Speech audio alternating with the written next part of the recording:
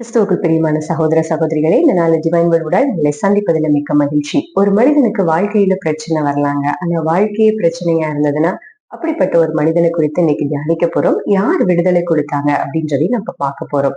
அவருடைய வாய்மொழியிலே சொன்ன வார்த்தைகள் வேதத்துல எழுதியிருக்கிறதுங்க. அப்போஸ்தலனாகிய பவுல தான் நம்ம பார்க்க போறோம்.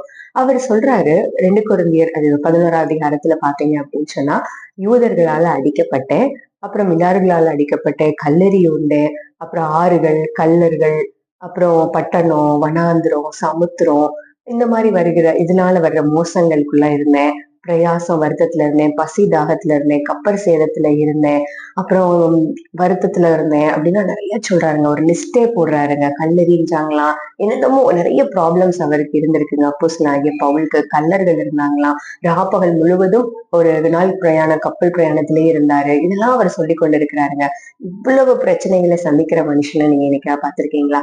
அந்த மனுஷன் தான் பவுலுங்க. ஆனா எப்படி விடுதலை ஆனா ஒவ்வொரு தடவையும் அப்படின்னு பாத்தீங்கன்னா, அதே பவுல் சொல்றாரு 2 கொரிந்தியர் 3:17 கர்த்தரே ஆவியானவர், கர்த்தருடைய ஆவி எங்கேயோ அங்கே விடுதலை உண்டு என்று சொல்லி அவரே எழுதியிருக்கிறாருங்க.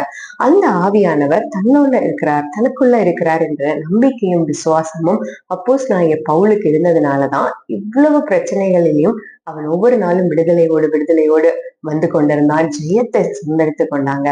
இந்த நாளில நீங்க யார நம்பி இருக்கிறீங்க?